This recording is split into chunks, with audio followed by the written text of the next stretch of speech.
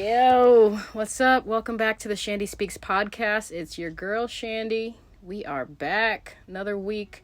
This is for Wednesday, September the 3rd, 2025. We made it to September, you guys. Can't believe it. Yes, I can. This year has been flying by. I'm recording this per usual the night before, Tuesday night. It's Tuesday night right now. It's like 8:45 at night. Again, I waited to the last minute to record this podcast in my dark van. So what's up? What's going on? Got a few things I wanted to cover this week. It's been a pretty good week. I'm still here in Sedona, Arizona, living the dream in my van. So yeah, that was the intro. Not really sure where I want to go this week with it. What's some big news that's happened this week? Well, I'd say big news for the podcast-wise news is that officially all of my podcast episodes that are here on Spotify, they're all now, they're all now on YouTube. So theoretically, they're synced up. So if you get this new episode, you'll also be able to see it also on YouTube or listen to it on YouTube. Which I guess isn't really exciting news, but it is exciting for me because for a while I was like just sort of spacing out the uploads on YouTube because I wanted the people on Spotify to get it first. By the way, this should go without saying, regardless of where you're listening to this podcast from, please go follow my podcast on Spotify. It really helps me with my analytics. It helps me with my engagement. And it's a good look to see that I have followers. I know, like, I have listeners. I check my analytics and it says that I have people who listen, but they don't subscribe or they don't follow. So it helps me understand what kind of stuff to talk about because I know what you guys are responding to and engaging with. Just follow me on Spotify. Just do it right now. Go to Spotify. If you have Spotify, look up Chandie Speaks Podcast, and then just hit the follow button. Sounding like a total content creator right now, but hey, I got bills and shit. I know everyone knows how the content creator thing works. You're either the person who makes the content or you're the person who consumes the content. And the people who consume the content sort of understand that the people who create the content actually heavily depend on engagement, with the algorithms and stuff. And I'm not trying to throw any shade or anything, but just help a bitch out. Help me out. Just subscribe to my YouTube channel and follow my Spotify channel or follow the podcast on Spotify. You can always send me your questions to chandiespeaks@gmail.com. Or you can just comment on this episode. Comments are always open. I like talking to people. So yeah, comment, follow, subscribe, like, share, all that good stuff. That was actually one of the points I wanted to bring up. Make sure I tell people to follow me on Spotify. Yeah, because it's hard out here.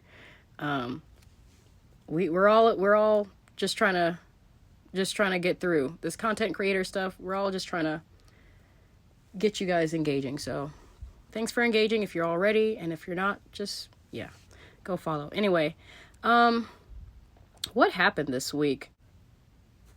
I say this week has been. It's been fun. It's been actually cooling down here in Sedona. The sun is going down a lot sooner. I think a week ago the sun was setting at 7:00 at night, and now this week it's setting at like 6:50. So we're losing more and more hours of sunlight each day, and I'm here for it. I'm so over the summertime. Never thought I would say it. Anyone who knows me knows that I was never big on the winter season. But I couldn't be more excited for cooler temperatures. Me and my dog, we couldn't be sooner. Oh, a friend from work, I'm not gonna say their name, but I'm just gonna give a quick shout out to a friend from work who offered to babysit my dog while I was working. So yeah, basically I got like a little, a good situation where I have like a person, him and his wife or his girlfriend, whatever they're calling each other.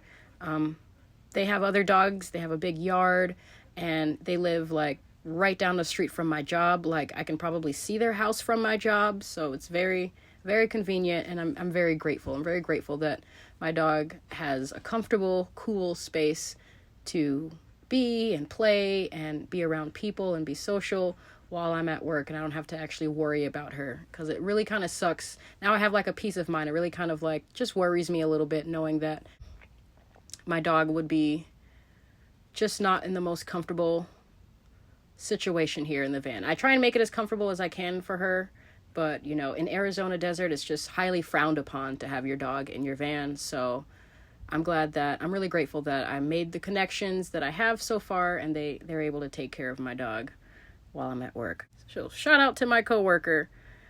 I've been on like the brink of depression, and that reminds me, I asked a Facebook question this week, and it got really great. I might just jump into that right now because it got a whole lot of comments and reactions and responses. But yeah, I've been on the brink of sort of depression. I'm just gonna say it.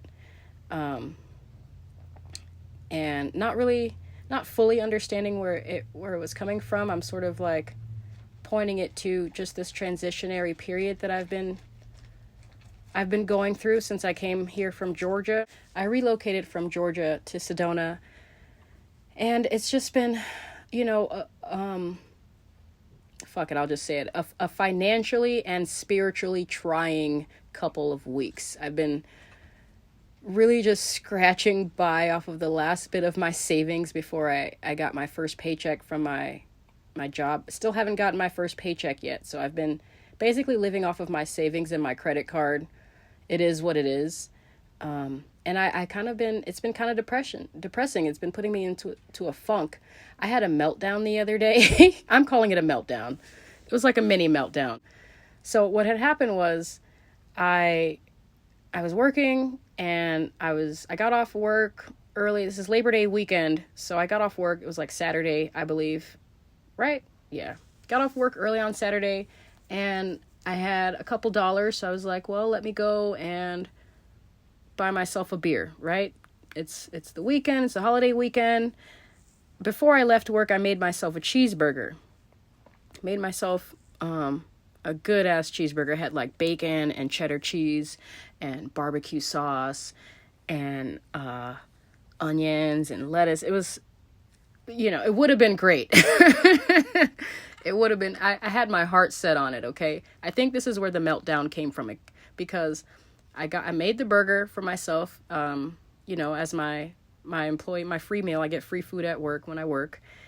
And I had it in my front seat, and then I stopped. Before I went to go park for the night, I stopped at this liquor store that's in Sedona. Very nice liquor store, and the guy that works there was really friendly. So I sat down and I chatted it up with him for a little bit. I was like gone for no more than like 10 minutes, right?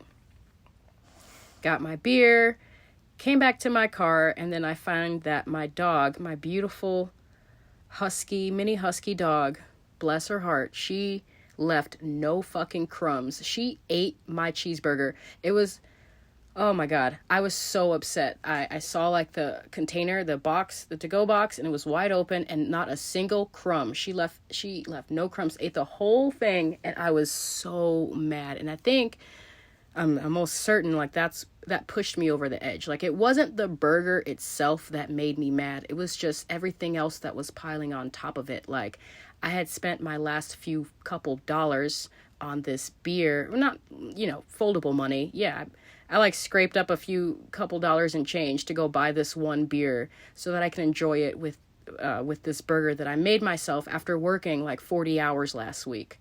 Had a long week, end of the week, holiday weekend. I'm going to enjoy my Labor Day weekend. But no, I come back to my car and my dog is like smiling at me like she's proud of herself. Like she had no idea what was going on. She knew what she was fucking doing, okay? I'm like, this bitch. I'm not going to lie. If some of you are triggered by this, get the fuck over it. Respectfully, I verbally abused my dog. And it wasn't even really directed at her. It was more directed at myself because it was just the last straw. Like, I had my heart set on the burger. I'd already been hungry. I've already been like, you know, going off of like a half a tank of gas and, you know, 40-hour work week, and I have no weed. It's like there's weed out here. It's crazy that there's dispensaries out here, but I haven't had extra money to go spend on weed. So I've been like crazy sober and crazy emotional, and just any little thing. Like, that's the last thing I needed was my burger to be eaten. And it just threw me over the edge, and I started crying. Yeah, I'm that girl. I started crying because my dog ate my cheeseburger, and I had just had enough. I was just like, what the fuck? Can I just win? Can I just get what I want? Like, fuck. And then that moved into like the Facebook question, which I'm going to get into right now. I did ask a Facebook question just about depression. Hold on one second. I asked a Facebook question this week, and I haven't read the comments to this post yet, but it was a really good post. Last time I checked, it had over like 300 comments. Okay, I'm looking at it now, and it has over 653 comments. So this is a very popular topic. I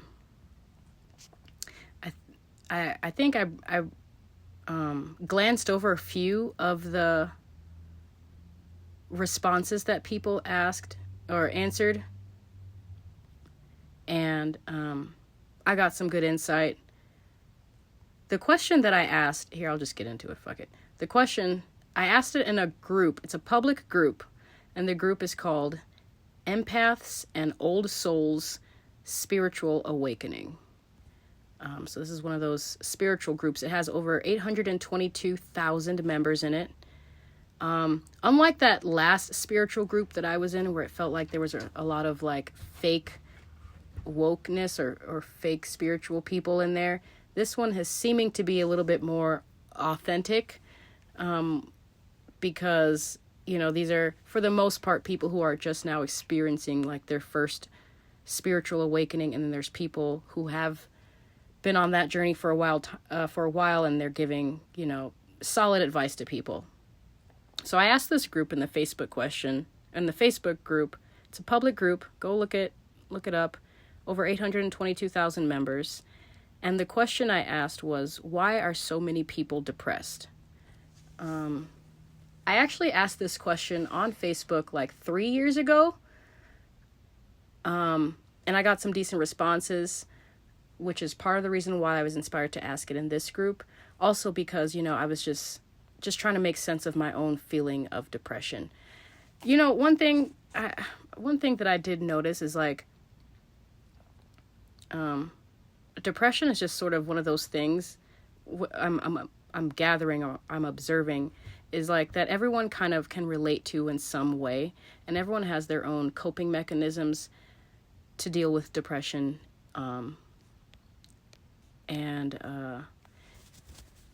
Yeah, it kind of felt good to know that there are other people out there who, even if they don't know specifically what you're going through, they understand how it feels to be depressed or to have a feeling of depression. So yeah, I think that's why this post was so popular. I'm actually really happy about the turnout. I'm going to read some of these comments. I'm not going to read all of them, obviously. But it had over 653 comments. It was shared 22 times, and 321 people reacted to it. This is, to date, by far probably like my most popular post question that I've asked since I started doing these questions with this podcast. I'm just going to read some of them, and we can just go from there. I'm only 17 minutes into the podcast. I'm not sure how long this podcast will be, but I would say depression has been like the general theme this week, is just dealing with depression and understanding where it's coming from, and just moving through these feelings. So yeah, without further ado, I'm going to read some of these comments. It's over. I should have read through these comments beforehand, to like pick out my favorite ones, because there's no way I'm reading over 650 comments. A lot of people did respond to each other, and there was a lot of support and empathy towards people with this thread. But okay, so this comment says, so the question was, why are so many people depressed? And I'm going to read their first names because it's a public post. Like I said, you can go find it if you want. But Anastasia, it also seems like it's been a fairly balanced, there's balanced men and women. And that's one thing that's universal as well about depression, is like it sort of affects everyone, and everyone can kind of most people understand the feeling. So Anastasia writes, because they are disconnected. The question was, why are so many people depressed? And she writes, because they are disconnected from their own souls and their true purpose in life. Yeah, man. You know, I really I wish I had time to read all of these comments, because I'm sure there's some gold in here. I'm going to like that.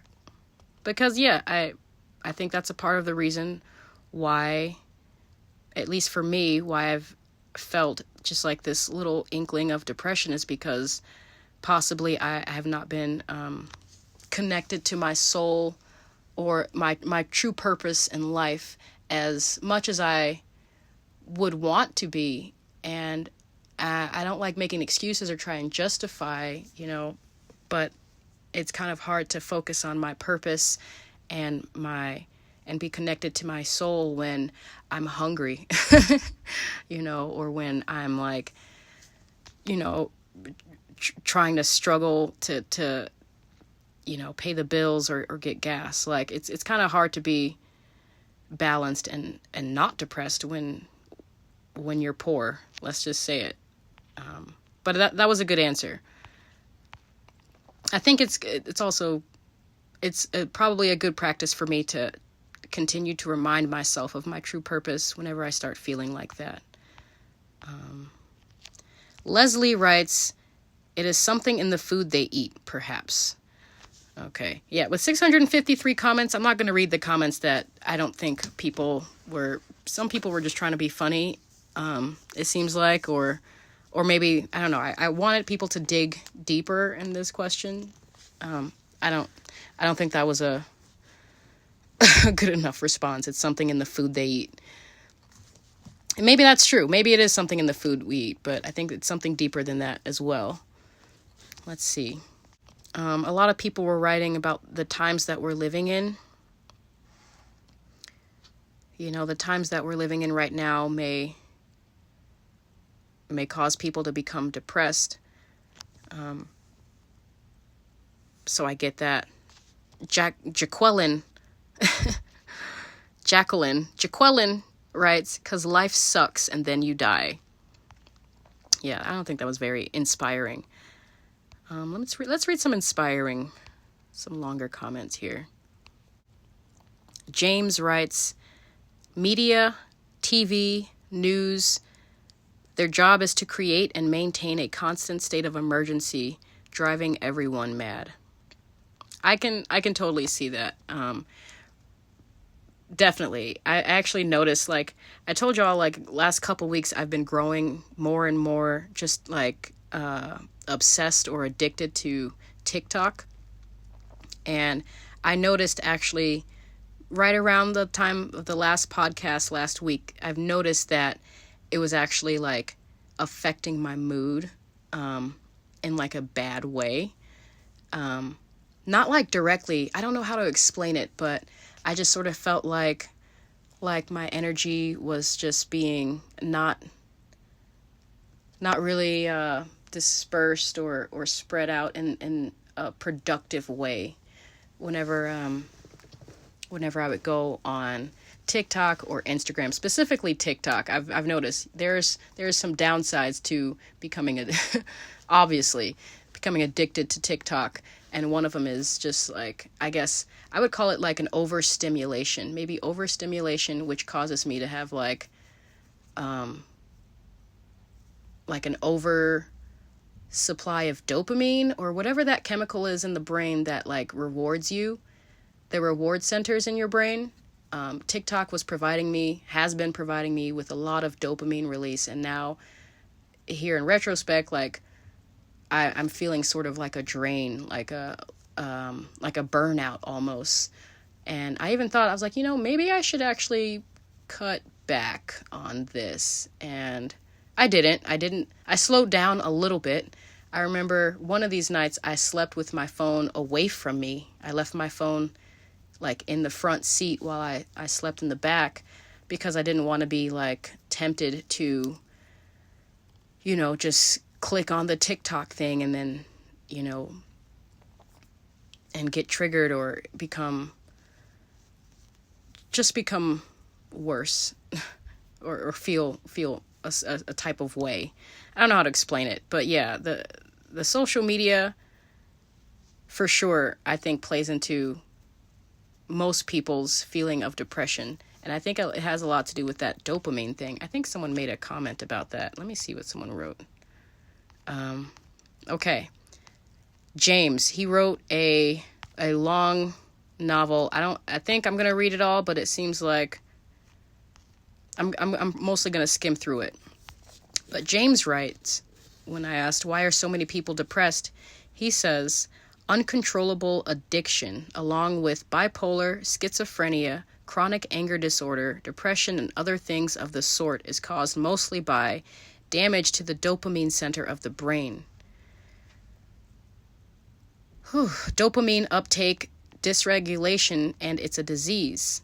The reward center of your brain that controls dopamine is what makes you satisfied and content, among other things like focused and motivated and happy, etc. When a person does something, dopamine gets released and dopamine receptors collected. That causes a dopamine high that allows a person to feel content and satisfied. People with uncontrollable addiction have dopamine receptors that are not working properly and are not able to utilize the dopamine that gets released, so they are never satisfied or content.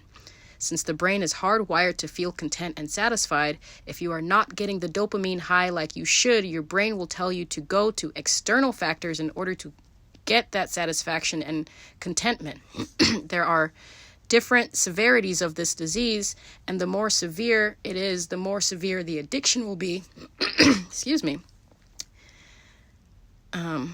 And the more uncontrollable it will be. Trauma can create damaged pathways in the brain, but that's a natural thing humans are supposed to deal with without becoming crippled or becoming addicted. Yeah, that was a mouthful. I'm going to finish this one more paragraph. He wrote like 4 paragraphs, but I think that was a good one. He also writes, the bigger problem is all the toxic garbage they load us up with all over the place in every direction that is damaging the dopamine center of our brain. Specifically, the needlecraft they use that they make mandatory in order to get into school.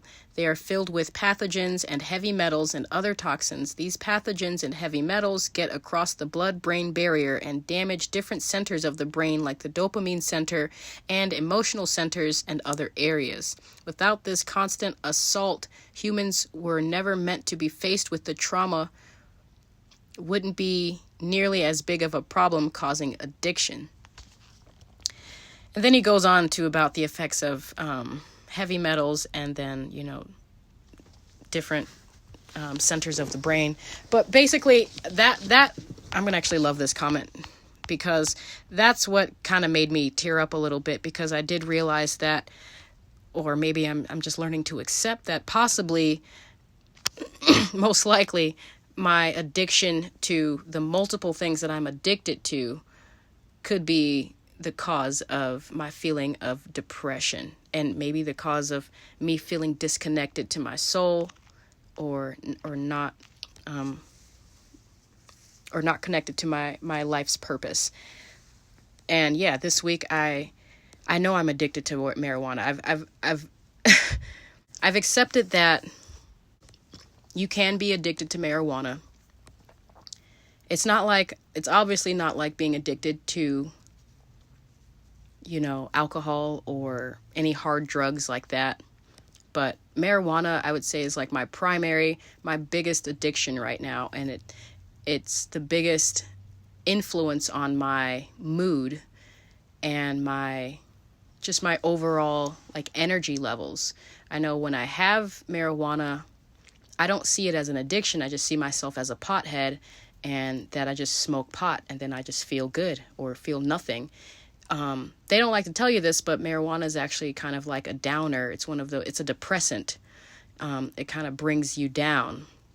And I've noticed within myself that whenever I do smoke pot, then yeah, I do feel happy and content with life, but at the same time, I'm not motivated to do anything else. I'm also sort of just stuck in the couch, just too stoned to really want to do anything. Nothing really matters to me, and I'm just sort of masking up my real depression.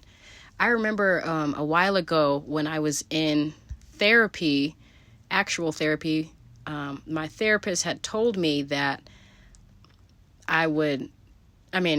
not verbatim, but basically she told me that I need to stop smoking weed if I want to not feel depressed. And I didn't believe her. I was like, what do you mean I have to stop smoking weed if I don't want to be depressed? Weed is helping me not be depressed. And little did I know, no, it's keeping me dependent upon it. It's a depressant itself. So if something is a depressant, you're going to feel depressed without it. With it or without it. With it, you probably won't be able to tell, like I said, because you feel happy and content. But yeah, this whole week without having any marijuana, I felt more and more emotional and depressed. And like the only thing that I could think of was like, man, I wish I had some weed, that's the number one sign. Like now that was when I just accepted, like, yeah, I have a problem. I'm addicted to it, and it's causing me to feel crazy depressed.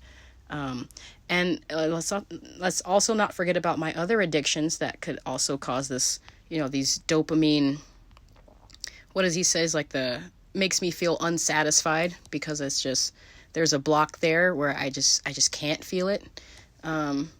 Alcohol. Yeah. I've talked about this on Van Life Diaries.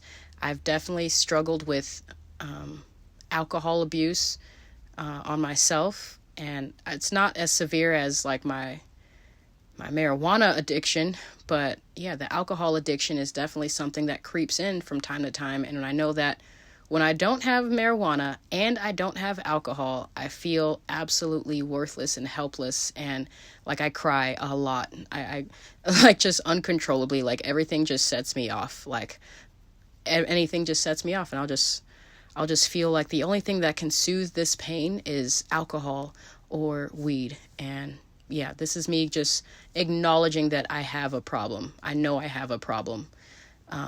And those are just like the physical things, the spiritual and like psychological addictions that I have. Like I'm addicted to TikTok, like we've talked about. I'm addicted to social media. I know that if I go a couple days without making a post on Instagram or TikTok, I feel like a part of me is kind of like empty, like how is anyone going to know what I'm doing or thinking? And I'm addicted to that validation. I'm addicted to external validation. Boy, that shit hits rough. Like it's really been like, this has been like my eye-opening week of just some shadows that I definitely need to address within myself. And I've been trying to address, mostly through crying and talking it out, but addressing it nonetheless. But that, yeah, it's absolutely real. And it's like a self-soothing. I feel like social media, the weed, the alcohol, it's been a self-soothing. So it's one thing. Basically, I'm just trying to get to the point where I can identify what it is that I need to soothe exactly. Like, yeah, man. Okay, let's read some more comments. This Libro writes, "We're in hell." But okay. Van Gogh writes, "Vitamin D deficiencies to start. Not enough grounding or earthing. The food people eat can definitely contribute because most of what people consume isn't really food. It's poison full of chemicals, seed oils." That's also a good point as well. Like I said, how marijuana is a depressant. It's, it's just been kind of keeping me just not motivated to to do anything that requires too much energy because I just don't have it and I didn't really care about it. So yeah, being outside is something that could be very helpful. Getting some actual sunlight, grounding, putting my feet in the actual dirt and standing outside in the actual sun is something that I often neglect when I have everything else that I need, addiction-wise. So I'm guilty. That's the second person that said the food people eat, which I know that's a thing. I don't think I have an issue with the food that I eat. I feel like I eat pretty healthy. I eat, all my food groups, my greens, my red meats, my lentils, whatever the fuck is else on the food, my fruits, whatever else is on that food pyramid thing. I don't think food's an issue for me. I consider myself a healthy eater, except for like the frequency of it. I have to admit, I had a choice to get weed or to get some food, and yeah, I went and got weed and was like, fuck it, I don't need to eat, which is irresponsible on my part. I don't make the best financial decisions, especially when I'm in this energy of just feeling like just kind of down, lower energy. So yeah, obviously I should have picked the food over the weed. And the funny thing is, it's like, if I pick the weed over the food, I'm gonna get the munchies, so I'm gonna want the food anyway. And then I'll just be more hungry than I was before I even smoked. So that definitely contributes. Not just the type of food you eat, but how often, or how your eating habits in general. Like, I don't really remember a time.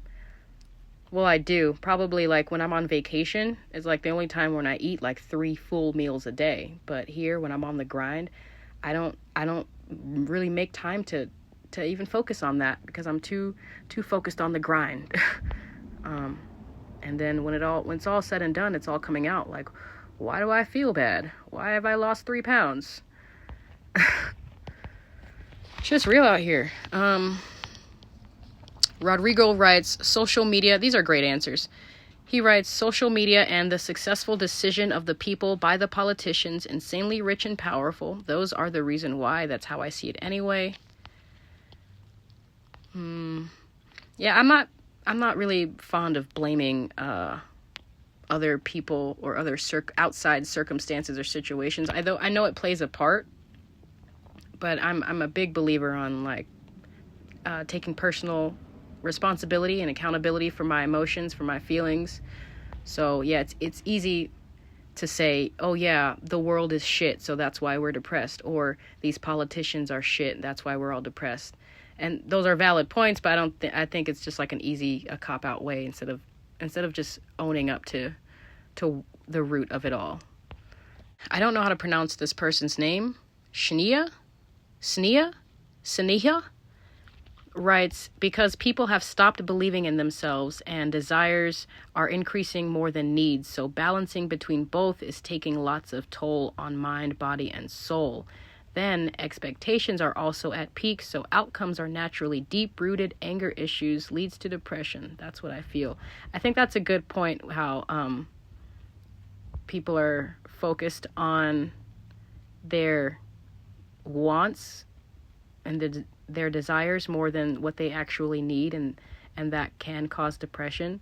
For example, like, obviously I wanted weed, but I needed food, and my wants were more important at that time than my needs, and thus perpetuating this cycle of depression, and it, it does take a toll on everything, my mind, my body. Very good point there. Let's see some other good ones. John writes, empaths can sense the overall energy of humanity, and people are suffering spiritually, financially, emotionally after COVID and the injections. People are losing family members and friends, their hopes and dreams. What we are experiencing is, quote, the nothing, end quote, from Never Ending Story. Pray and be Ghostbuster. Fight off Vigo the Carpathian, aka King Charles. I don't really understand that last part. because it's been a while since I saw the Never-Ending Story, but I kind of understand where he's saying what we are experiencing is the nothing from the Never-Ending Story. Kind of understand. It does feel like we're sort of in like this limbo period collectively, ever since COVID, ever since the people were vaccinated or injected. Things have just been sort of in like this limbo area where we're kind of just losing ourselves within all of this, just shit with the world.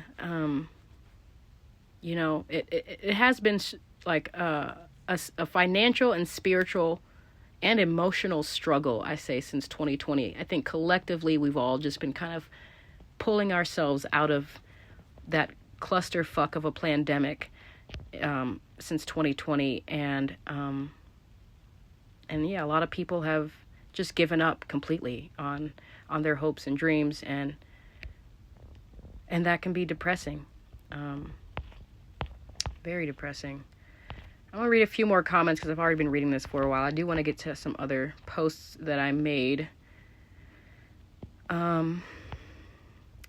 Ash writes, because more and more is expected for less and less. Because instant gratification has become so prevalent in today's society, a large percentage, and especially in younger ages, has never learned effort before reward.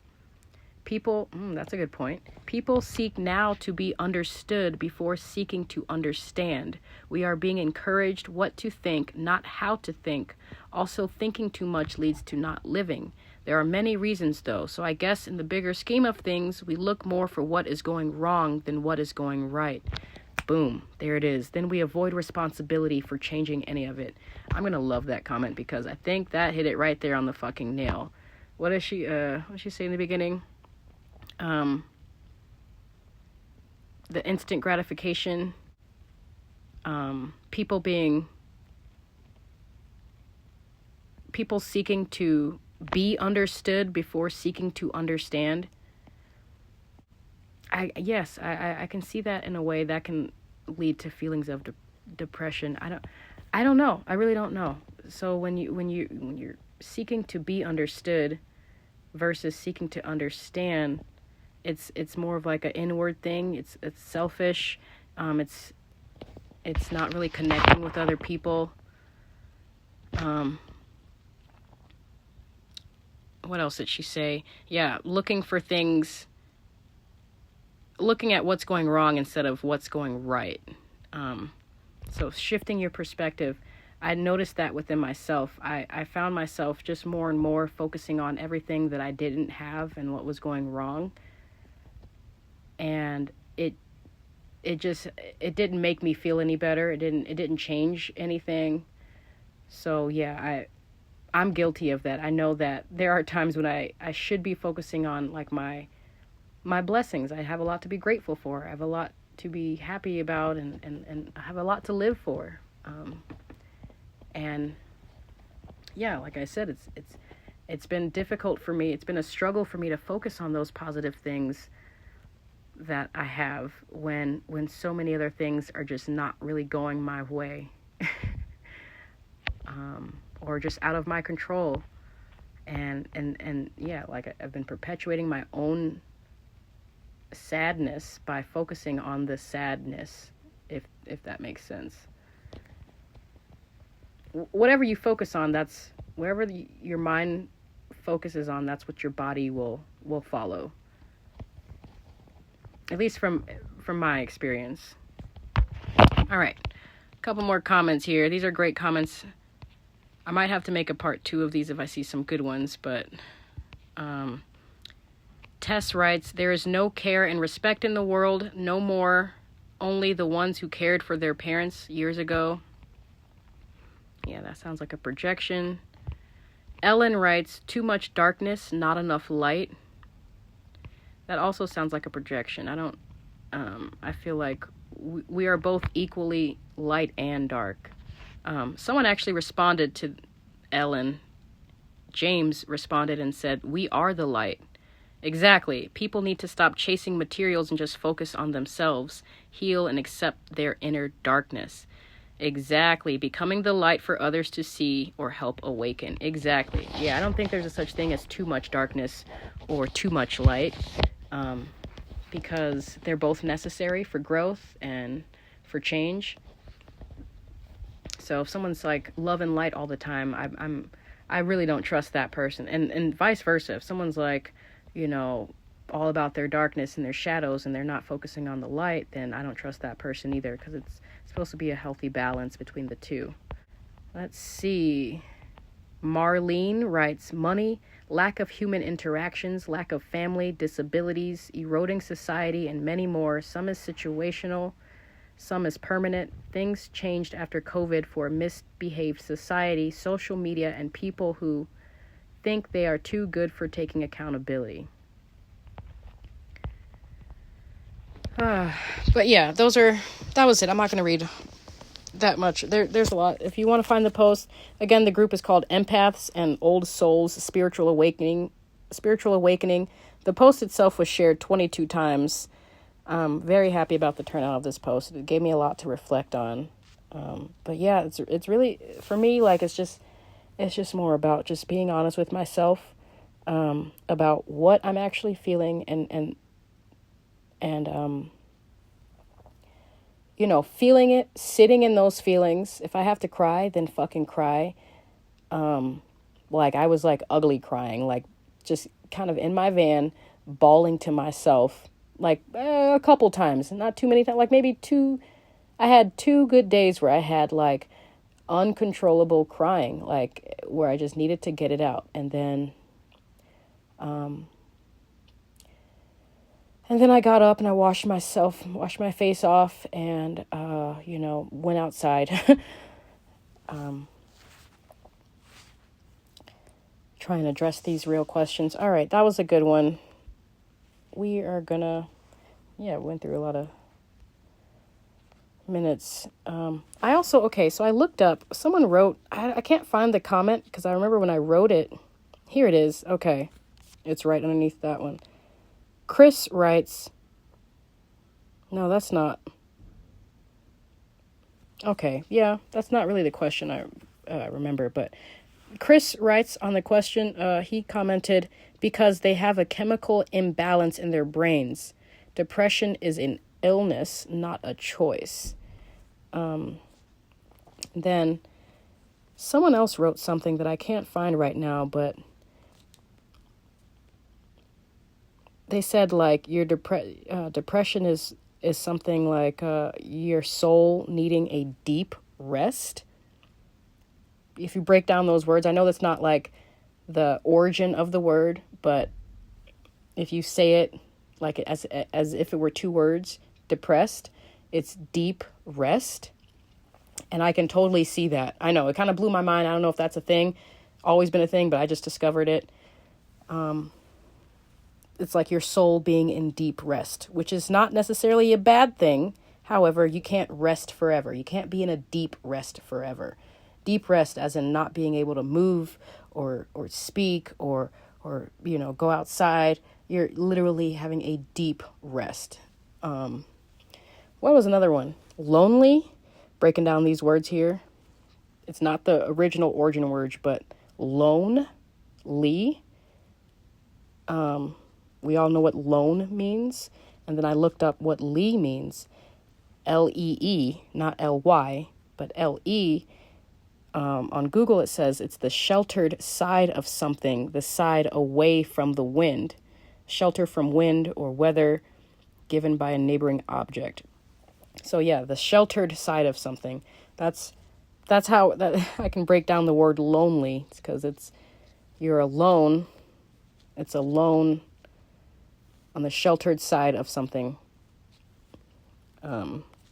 Just a little wordplay right there. What other words do we have? That was basically it. I made some TikTok posts this weekend, or this week. I made quite a few TikTok posts. I remember to screenshot the posts that I made, but I didn't go into the comments. Didn't really have anything too crazy this week. Let me see. Just going to read a few of my TikTok posts since my last one. I think my most popular one since last week was the post I said, many women tend to prioritize likability and relatability over earning respect. That was my popular post on TikTok. And I know I've talked about that before, but that's just basically me saying that, yeah, women, I think I was triggered by something at work that made me want to post that. I think I got triggered by a girl at work. Because it seems like whenever I work with, I'm not trying to throw anyone under the bus here, but it seems like women just have a hard time in the workforce with other women, it seems like. Or at least from my experience, like in the restaurant industry, it seems like anytime I have a authority figure that's a woman, something happens where they just like, they don't like me, and therefore they don't respect me. And I know that it's different with men, because men kind of understand respect better than women do. Like if a man is working with another man, like if he has a man as a boss, even if he doesn't like that guy, he's going to respect him. You know, men don't really have to like the other guy to respect them. Men kind of just have this universal, like, respect amongst each other. Even a man they've never met before. Like, you notice, like, when a man sees a woman who has a wedding ring on, or she says that she's married, he's, for the most part, I mean, there are some losers out there who don't give a shit, but for the most part, men will respect that man that they've never met or heard of just because he's a man. And like, he wouldn't talk to that married woman, not because he respects her, but because he respects that man that she's attached to. A man will also, just as another example, a man will also like, I don't like using this word, but like groom women. A man will also like teach a woman how to be a better woman for another man. Like, even if he knows he won't get to benefit from, you know, whatever that woman has to offer, he knows that a man somewhere will benefit from a good woman, so he'll respect her. I mean, he'll respect that man that way by preparing that woman for a theoretical man in the future, if that makes sense. With women, it's like different. Women have a hard time respecting other women that they don't like.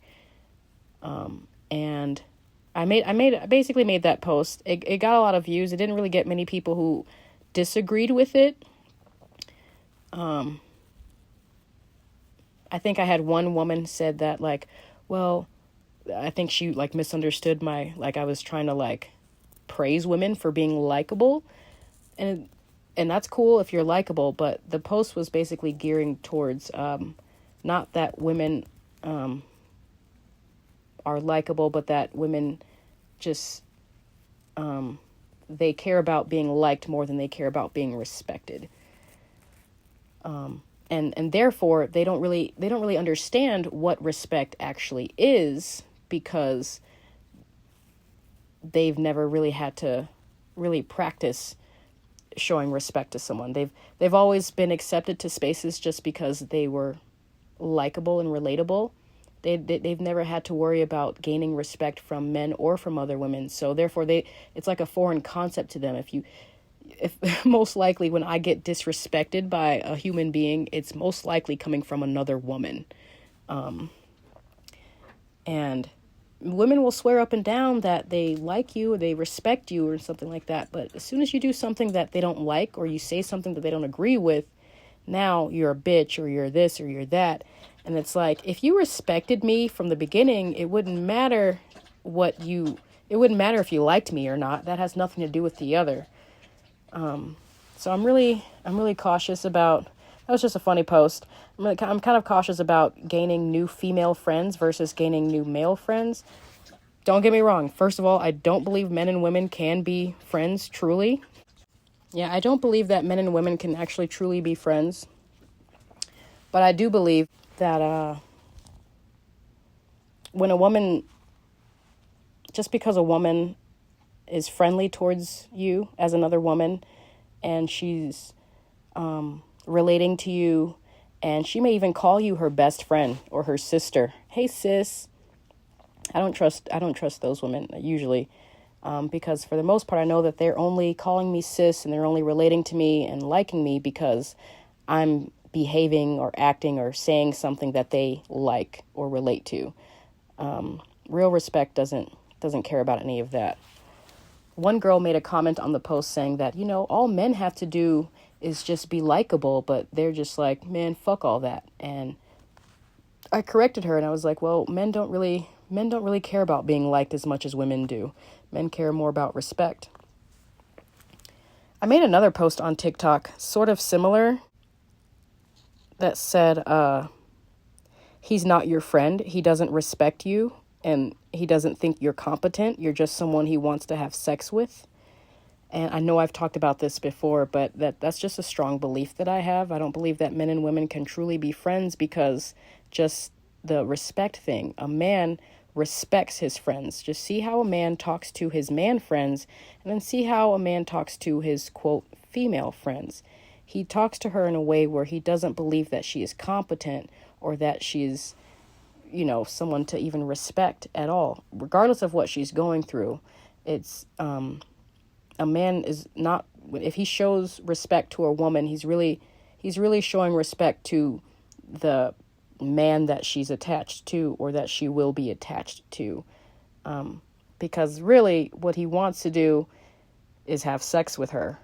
Not all men, I'm going to say like a great percentage of them. There's a lot of men, willing to bet like most of them, can't really have a friendship with the woman because in the back of their head, they don't respect her, really. Even if they don't want to have sex with her, you can't be friends with someone you don't respect.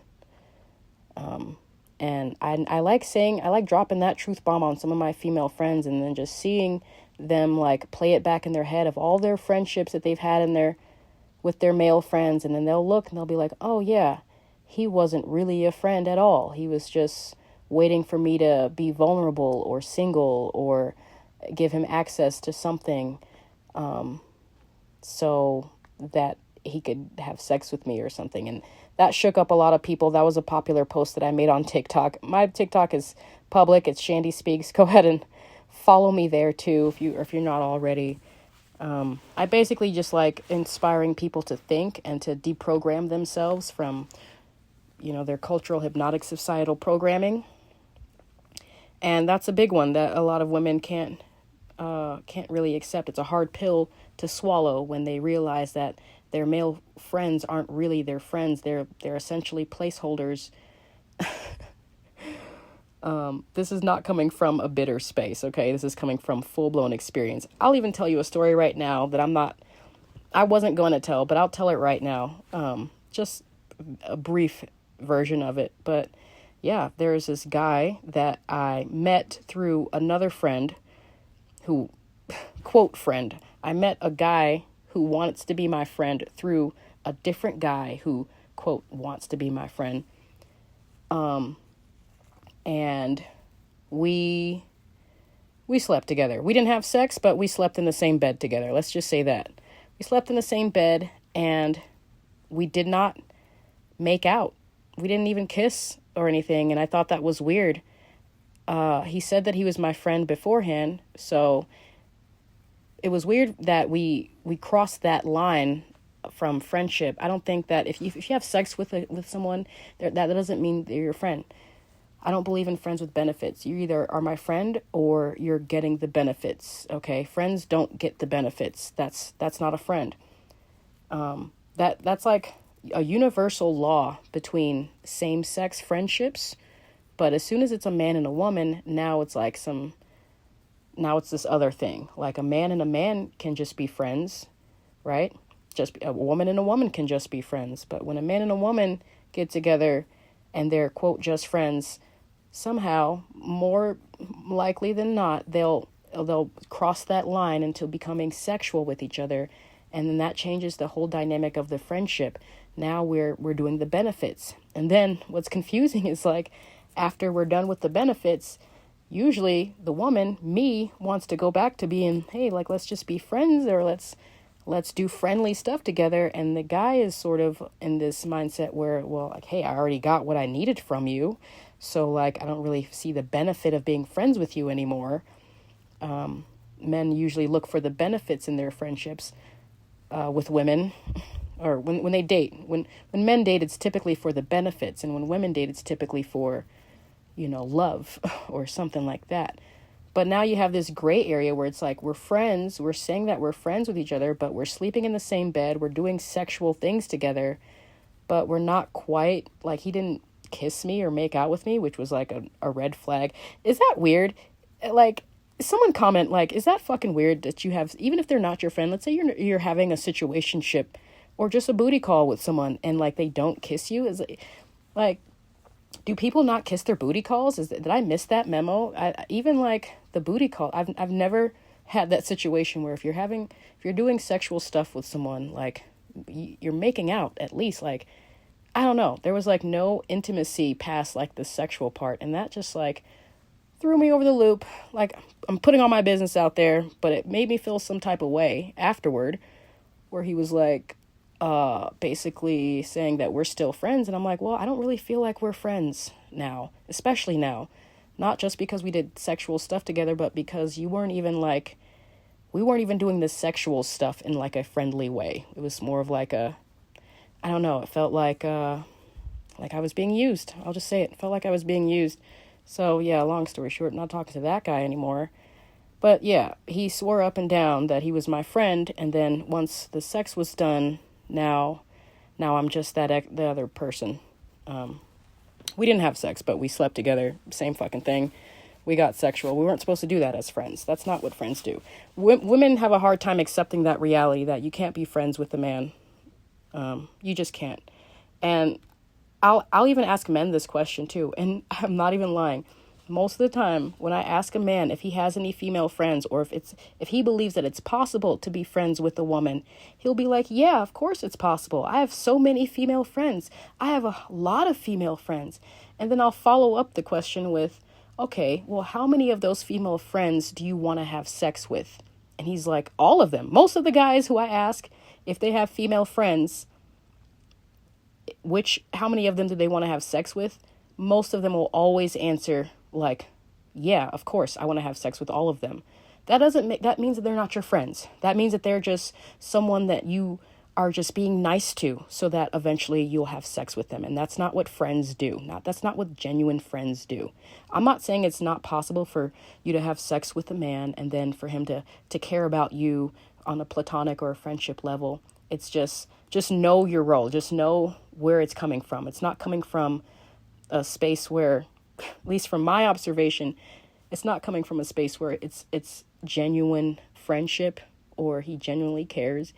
He's just waiting for you to lower your standards a bit or something. He's just waiting to sleep with you.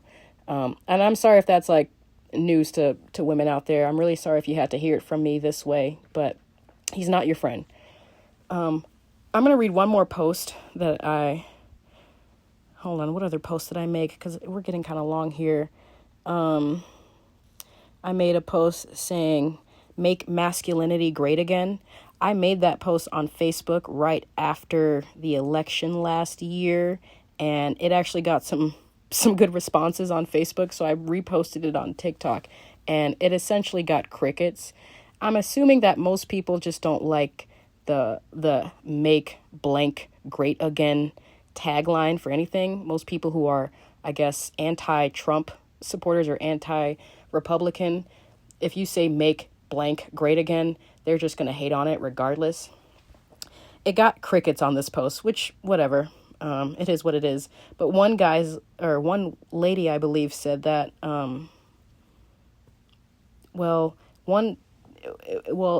masculinity would have had to been great once before for it to be great again. And I just thought that was funny because, and I asked them a question. I was like, I asked them a question, why do you believe that masculinity was never great? They didn't respond to it. But I just think it's funny how you have these extreme people saying that masculinity was never great, so how can it be great again? And I'm like, dude, you realize that the masculine has like built most of the fucking world, okay? Like even some of the like most beta males today can acknowledge and accept that masculinity is not at its greatest point right now, collectively as a whole. That, yeah, maybe there was a time when masculinity was at its peak. Let's just say over like just the past like 100 fucking years even. Last 100 years, yeah, we can probably honestly look at masculinity as a whole and say that, yeah, it did have a nice time. It did have a peak. It did have a time when it was great, when the masculine, divine masculine, the masculine energy, masculinity as a whole was great. We've built bridges, they've built buildings, they've gone to wars, they've made cell phones, like they've invented things. Like, it's anyone who tells me that masculinity was never great, I'm just like, bless your heart, because it's that's just not true. It's just not true. And I know I made that post trying to kind of inspire people to think differently, but I feel like a lot of people are just still triggered by that tagline, the make blank great again tagline. So I got crickets on that post. One more post I'm going to read. Yeah, I think that's all my TikTok posts I'm going to go through. Go check me out on TikTok.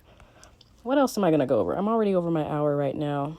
Let's see. I talked about how it's strange to sleep with someone without making out. It's just fucking weird.